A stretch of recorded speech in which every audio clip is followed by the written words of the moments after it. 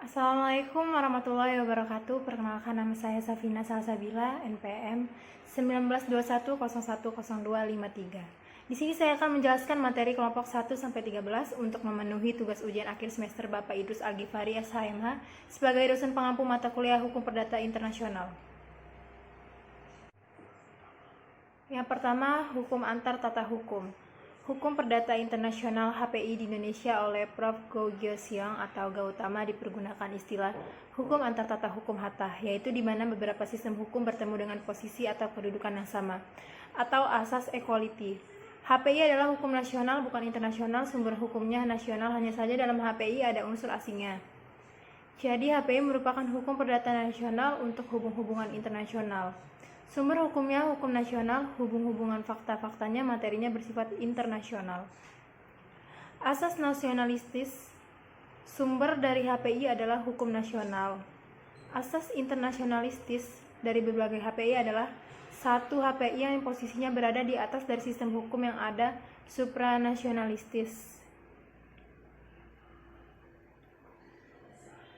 Supranasional. HPI merupakan hubungan antara orang person dengan orang di mana terdapat unsur-unsur asing.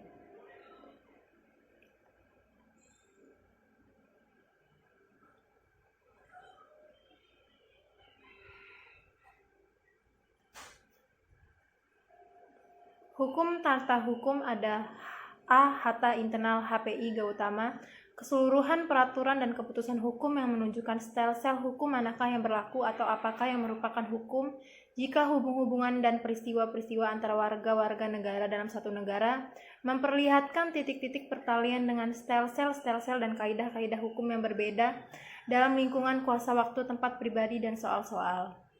B. Hatta eksternal HPI Gautama, keseluruhan peraturan dan keputusan hukum yang menunjukkan sel-sel hukum manakah yang berlaku atau apakah yang merupakan hukum jika hubung-hubungan dan peristiwa-peristiwa antar warga negara pada satu waktu tertentu memperlihatkan titik-titik pertalian dengan sel-sel dan kaidah hukum dari dua atau lebih negara yang berbeda dalam lingkungan kuasa, tempat pribadi, dan soal-soal.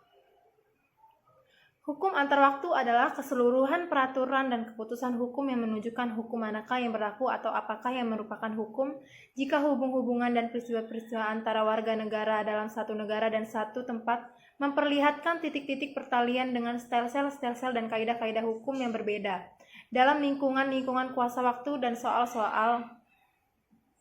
Hukum antar tempat adalah keseluruhan peraturan dan keputusan hukum yang menunjukkan sel-sel hukum manakah yang berlaku atau apakah yang merupakan hukum jika hubungan-hubungan dan peristiwa-peristiwa antar warga negara dalam satu negara dan satu waktu tertentu memperlihatkan titik-titik pertalian dengan sel-sel dan kaidah-kaidah hukum yang berbeda dalam lingkungan kuasa, tempat, dan soal-soal.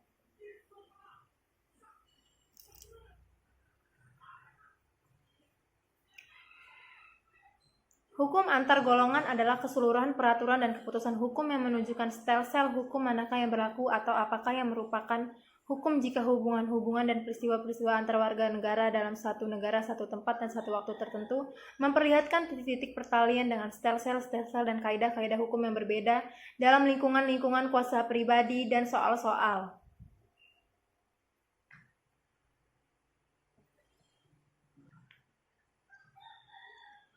Yang bagian 2, titik-titik pertalian. Pengertian titik-titik pertalian. Titik-titik pertalian atau titik taut dalam HPI biasa juga disebut dengan istilah aanknopingspunten, yaitu dalam bahasa Belanda connecting factor dan atau point of contact. Dalam bahasa Inggris, titik taut titik pertalian adalah hal-hal atau keadaan yang menyebabkan berlakunya suatu sel-sel hukum. Titik pertalian primer. Titik pertalian primer adalah faktor-faktor atau keadaan-keadaan atau sekumpulan fakta yang melahirkan atau menciptakan hubungan HPI. Titik taut primer untuk Hakim golongan rakyat. Titik taut atau pertalian primer adalah faktor-faktor dan keadaan-keadaan yang menciptakan persoalan hukum perdata internasional. Faktor yang menimbulkan isu HPI yaitu 1. Kewarganegaraan, 2. Domisili atau tempat kediaman, 3. Tempat kedudukan badan hukum.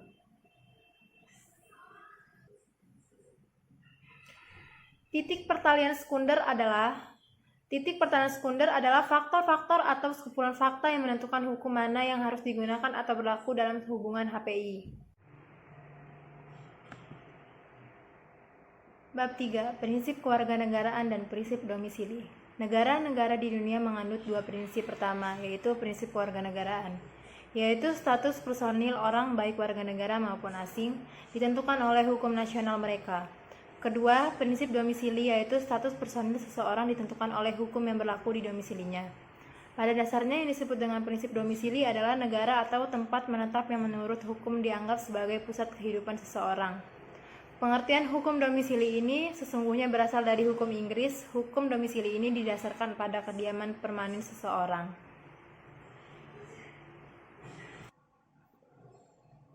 Bab 4 penunjukan kembali Renvoy. Konsep Renvoy sesungguhnya merupakan penyimpangan terhadap suatu atau alur pikir dalam HPI yang selalu diarahkan untuk menetapkan sistem hukum yang diberlakukan le cause. Pada praktiknya, pengadilan dapat memutuskan perkara HPI dengan berdasarkan kaidah-kaidah hukum inter lex fori atau sistem hukum lain selain lex cause apabila diyakini mampu memberikan putusan yang lebih baik dan adil. Secara umum, Renvoy adalah penunjukan kembali atau penunjukan lebih lanjut oleh kaidah-kaidah HPI dari suatu sistem hukum asing yang ditunjukkan oleh kaidah HPI lex fori.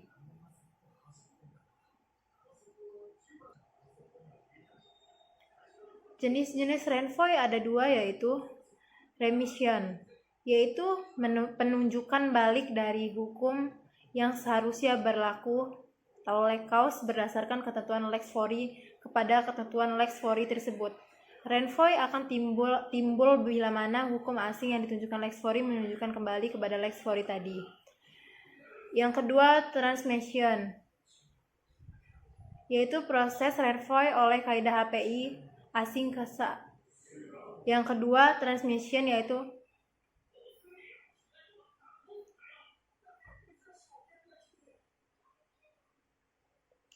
jenis-jenis Renvoy ada dua, yaitu remission, yaitu penunjukan balik dari hukum yang seharusnya berlaku lex cause berdasarkan ketentuan lex fori kepada ketentuan lex fori tersebut. Renvoy akan timbul bila mana hukum asing yang ditunjukkan lex fori menunjukkan kembali kepada lex fori tadi. Transmission, yaitu proses Renvoy oleh kaidah HPI asing ke arah suatu sistem hukum asing lain. Bab 5. Kualifikasi hukum perdata internasional. Kualifikasi merupakan sebuah proses berpikir yang logis guna menempatkan konsepsi asas-asas kaidah-kaidah hukum ke dalam sistem hukum yang berlaku. Di dalam hukum perdata internasional HPI, kualifikasi lebih penting lagi karena untuk menyelesaikan suatu kasus diharuskan memilih salah satu sistem hukum tertentu. Istilah kualifikasi yaitu qualification, classification, qualificative. Dikualifikasi ialah kegiatan melakukan penyalinan atau menggolongkan fakta-fakta atau peristiwa atau hubungan hukum ke dalam kotak buku hukum atau bagian-bagian hukum yang sudah tersedia. HPI masalah kualifikasi merupakan salah satu menjadi yang sangat penting karena dalam suatu perkara HPI selalu terjadi kemungkinan pemberlakuan lebih dari satu sistem hukum untuk mengatur sekumpulan fakta tertentu. Kenyataan ini menimbulkan masalah utama, yaitu dalam suatu perkara HPI, tindakan kualifikasi harus dilakukan berdasarkan sistem hukum mana ada apa di antara berbagai sistem hukum yang relevan. Masalah kualifikasi dalam HPI menjadi lebih rumit dibandingkan dengan proses kualifikasi dalam persoalan-persoalan hukum internasional lainnya.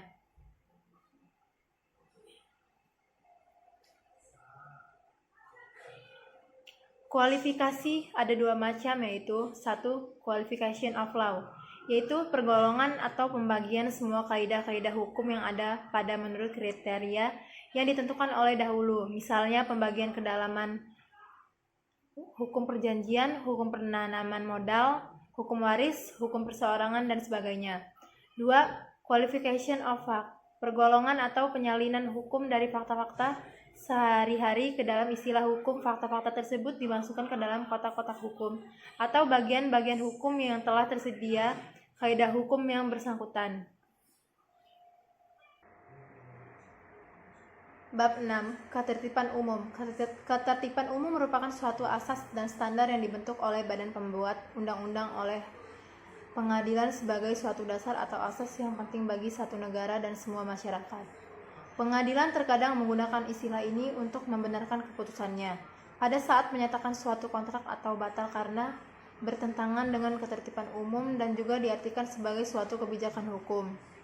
Ruang lingkup ketertiban umum adalah segala bentuk kegiatan dan atau perbuatan yang hubungannya dengan ketentraman dan ketertiban umum dapat meliputi aspek yaitu secara tradisional doktrin hukum perdata internasional yang membedakan dua fungsi lembaga ketertiban umum yaitu fungsi positif yaitu menjamin agar aturan-aturan tertentu dari leg fori tetap diberlakukan tidak dikesampingkan sebagai akibat dari pembelakuan hukum asing yang ditunjukkan oleh kaidah hukum perdata internasional atau melalui proses pendekatan hukum perdata internasional.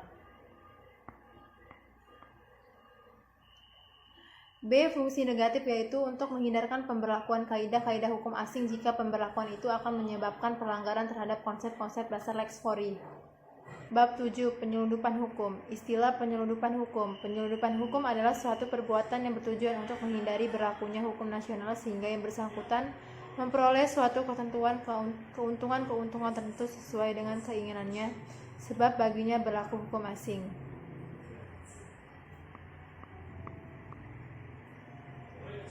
Hubungan dan ketertiban umum. Dilakukannya penyelundupan hukum dan persoalan pendahuluan dalam hukum perdata internasional ialah bertujuan agar supaya hukum nasional dipakai dengan menyampingkan hukum asing. Hukum asing dinyatakan tidak berlaku jika dipandang sebagai penyelundupan hukum. Keduanya hendak mempertahankan hukum nasional terhadap kaidah-kaidah hukum asing. Perbedaan antara ketertiban umum dan penyelundupan hukum adalah bahwa pada yang pertama kita saksikan bahwa pada umumnya suatu hukum nasional dianggap tetap berlaku, sedangkan dalam penyelundupan hukum hukum nasional tetap berlaku itu dan dianggap tepat pada suatu peristiwa tertentu saja, yaitu ada seseorang yang untuk mendapatkan berlakunya hukum asing telah melakukan tindakan yang bersifat menghindarkan pemakaian hukum nasional itu. Penyelundupan hukum dan hak-hak yang telah diperoleh. Istilah hak-hak yang diperoleh sering disebut dengan right and obligation created abroad atau hak dan kewajiban hukum yang terbit berdasarkan hukum asing yang menjadi persoalan hukum perdata internasional.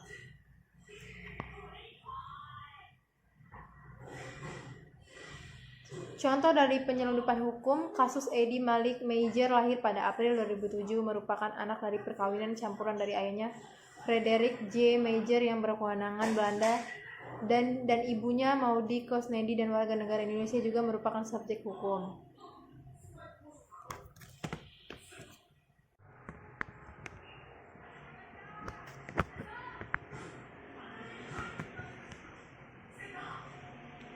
Bab 9. Hak-hak yang telah diperoleh. Konsep hak-hak yang telah diperoleh dalam HPI.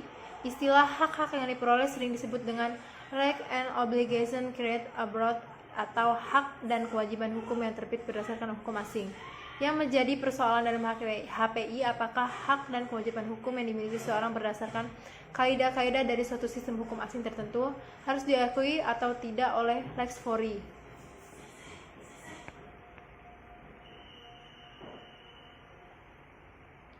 Menurut Prof. Sudargo Gautama dalam HPI, masalah fast right ini dikemukakan untuk memasalahkan sejauh mana perubahan yang terjadi terhadap fakta-fakta akan mempengaruhi berlakunya kaidah-kaidah hukum yang semula digunakan. Fast right dapat didefinisikan sebagai suatu perbuatan yang dilakukan di luar forum dapat menerbitkan suatu hak yang melekat pada pihak penggugat dan akan dilaksanakan atau diakui oleh forum tempat hak itu diajukan sebagai perkara.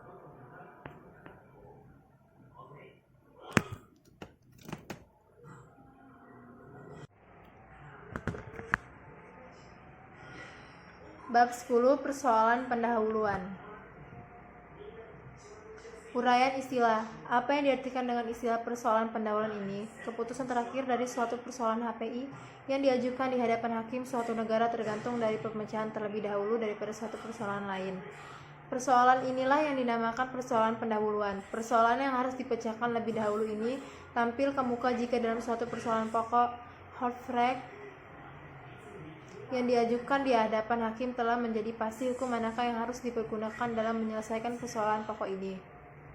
Pembatasan dari persoalan pendahuluan terhadap lain-lain persoalan terdekatan, yaitu terhadap Teilfragen, B. terhadap kualifikasi.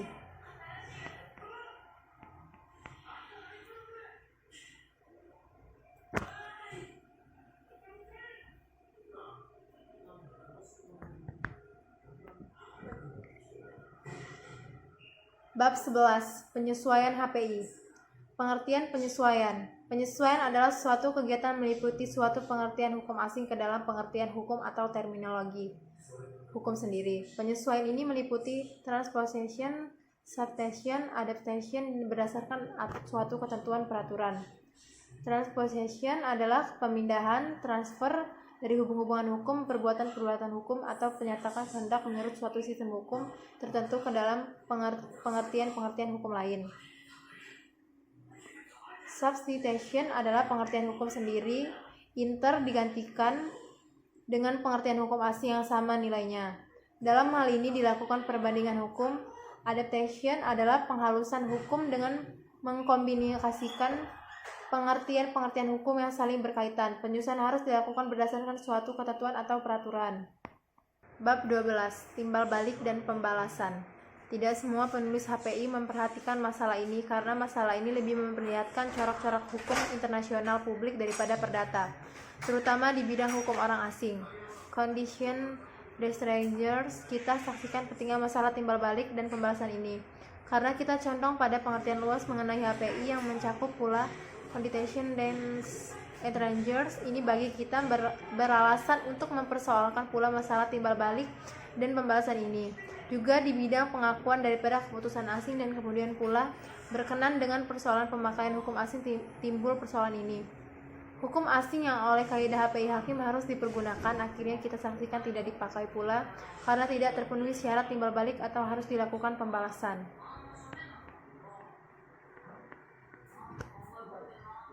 Bab 13. Pemakaian hukum asing. Pengertian hukum asing adalah hukum yang berlaku di negara lain atau negara asing atau di luar wilayah. Pada umumnya, hukum asing ini lebih mengarah pada proses hukum maupun aturan hukum dari suatu negara lain. Pemakaian hukum asing dalam HPI dapat dikelompokkan sebagai berikut. Yang pertama, hukum asing dianggap sebagai hukum regulation. 2. Hukum asing dianggap sebagai fakta, regularity. 3. Hukum asing dianggap sebagai hukum nasional, trade atau competition. Pemakaian hukum asing dapat memunculkan masalah sebagai berikut. Yang pertama, apakah hak-hak dan kewajiban yang dimiliki seseorang berdasarkan kaidah-kaidah hukum suatu hukum asing tertentu perlu atau tidak perlu diakui oleh lex fori. 2. Bila seorang warga negara Cina berdasarkan hukum Cina diakui sebagai pemegang hak milik suatu benda bergerak kemudian mengubah kewarganegaraan menjadi Indonesia, apakah menurut hukum Indonesia benda bergerak miliknya akan tetap diakui. 3. Apabila hakim Indonesia menganggap bahwa pemilik terhadap suatu benda bergerak yang dianggap sah menurut hukum Cina atau akan sah juga menurut hukum Indonesia, sehingga dapat dikatakan bahwa pengadilan Indonesia menerima prinsip hak-hak yang telah diperoleh atau pemakaian hukum asing atau Western right. 13. Pemakaian hukum asing. Pengertian hukum asing adalah hukum yang berlaku di negara lain atau negara asing atau di luar wilayah. Pada umumnya hukum asing ini lebih mengarah pada proses hukum maupun antar hukum dari suatu negara lain. Pemakaian hukum asing dalam HPI dapat dikelompokkan sebagai berikut. Yang pertama, hukum asing dianggap sebagai hukum regulation. 2. Hukum asing dianggap sebagai fakta regularity. 3. Hukum asing dianggap sebagai bagian hukum nasional, treaty atau convocation. Pemakaian hukum asing dapat memunculkan masalah sebagai berikut. Yang pertama, apakah hak-hak dan kewajiban yang dimiliki seorang berdasarkan kaidah-kaidah hukum suatu hukum asing tertentu perlu atau tidak perlu diakui oleh lex fori.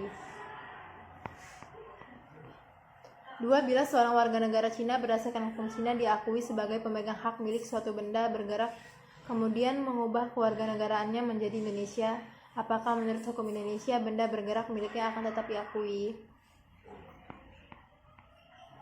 3. Apabila hakim Indonesia menganggap bahwa pemilikan terhadap suatu benda negara yang dianggap sah menurut hukum Cina akan sah juga menurut hukum Indonesia, sehingga dapat dikatakan bahwa pengadilan Indonesia menerima prinsip hak-hak yang telah diperoleh atau pemakaian hukum hak-hak yang dimiliki seseorang suatu subjek hukum berdasarkan kaidah hukum asing dapat diakui dalam yuridiksi lex fori selama pengakuan undang-undang tidak bertentangan dengan kepentingan umum masyarakat lex fori.